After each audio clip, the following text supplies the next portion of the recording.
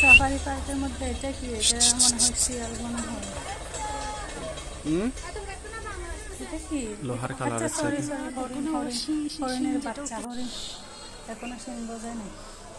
ওখান থেকে এসে এখানে গেছি, একটা এরপরে টমেটো, টমেটো ভর্তা 4টা করবে। একটা কাঁচামরিচ টমেটো আমি আমি ফুঁড়ে নিছি, আগুনের মধ্যে ফুরিয়ে নিছি। আগুনের মধ্যে এগুলা কাঁচামরিচ আর টমেটো আজকে ওইখানে এগুলো ভর্তা করে মেজবান খাওয়া দুপুরে খাবো। চাইজন এরপরে অনেক বাজারের দিকে আওয়াজ যাবো, বাহিরে। বিকেলের দিকে দেখি কি আনা যায় বাজার থেকে। এখানে ধনিয়া পাতা নিয়েছি, পেঁয়াজ, আমি এগুলো কেটে কেটে রেডি একটা করি। পেঁয়াজ, অর্ধেক পেঁয়াজ আর অর্ধেক ধনিয়া পাতা আমি সবগুলো কেটে কুটে নিয়েছি। নিবো। এখন ভর্তা বানিয়ে ফেলবো।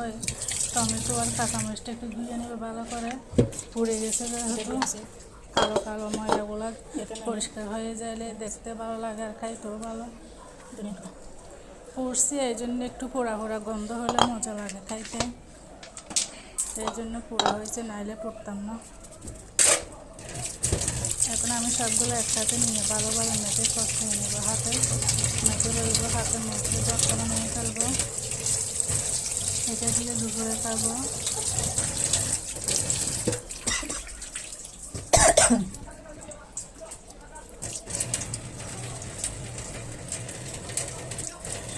আঙ্গুলটার মধ্যে একটুখানি কাটা গেছে, এই জন্য জ্বলতেছে। এই জন্য আঙ্গুলটা আমি উপরের দিকে করে মাখতেছি এগুলো মরিচটা। এরপর টমেটোটা মেখে নিব, তারপর দুপুরে খাবো এটা দিয়ে। ভালোভাবে মেখে নিচ্ছি আমি, একটু টক টক ভর্তাটা। টমেটোটা অতিরিক্ত লাল না, এই জন্য।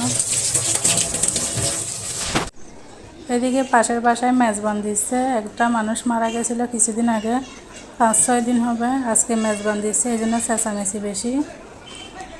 আকাশটাও দেখেন কত সুন্দর, সাদা আর নীলের মধ্যে। এরপর আমি বিকেল থেকে এই মাছ, শিম, বেগুন, ধনিয়া পাতা এগুলো নিয়ে আসছি রান্না করার জন্য রাতে। এ হচ্ছে আজকের বাজার।